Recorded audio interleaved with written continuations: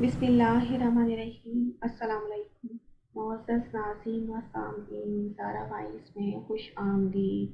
قرآن کی تلاوت کرنے والوں کے لیے تحفہ۔ قرآن پاک کی تلاوت سے کیا فوائد حاصل ہوتے ہیں؟ رسول اللہ صلی اللہ علیہ وآلہ وسلم نے فرمایا، قرآن پاک کی تلاوت کیا کرو، یہ قرآن پاک قیامت کے دن سفارشی بن کے آئے گا اور اس کی سفارش قبول کی جائے گی۔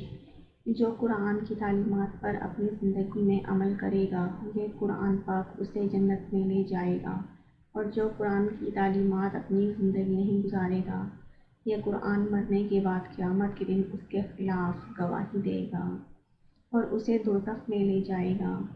قرآن پاک ایک مضبوط سفارشی ہے، اور جس کی سفارش قرآن پاک نے کر دی اسے بخش دیا جائے گا۔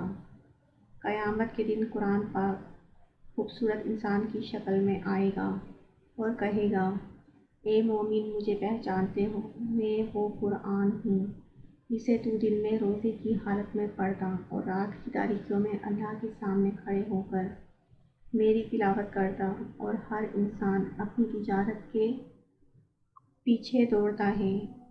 آج میں تیری تجارت ہوں۔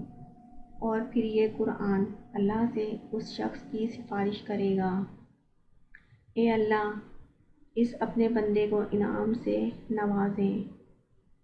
اس انسان کو انعام کے طور پر کرامت کا تاج پہنایا جائے گا جو قرآن پڑھتا ہوگا۔ پھر قرآن کہے گا، اے اللہ، اسے اور نوازیے۔ پھر اسے کرامت کی خلعت فاخرہ اس کو پہنائی جائے گی۔ قرآن پھر کہے گا، اے اللہ، اسے اور نوازیے۔ اے اللہ، اپنے اس بندے سے راضی ہو جا۔ اس بندے پر قرآن کی سفارش سے اس کا رب راضی ہو جائے گا۔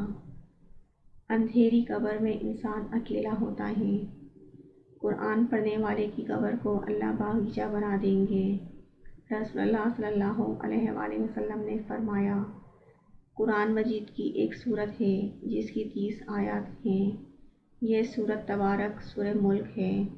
سورہ ملک انسان کی عذاب قبر سے محفوظ کرائے گی، یہاں تک کہ انسان کے سارے گناہوں کو معاف کروائے گی، اور اس وقت تک سفارش کرتی رہے گی جب تک انسان کو جنت میں داخل نہیں کروا دیتی۔ یہ قیامت کے دن سفارش کرے گی، جھگڑا کرے گی، جب تک کہ اس انسان کو بخش نہ دیا جائے۔ پھر اللہ تعالیٰ اس انسان کو بخش دیں گے جو قرآن کی تلاوت کرتا ہوگا۔ Thanks for watching. Please like, share and subscribe.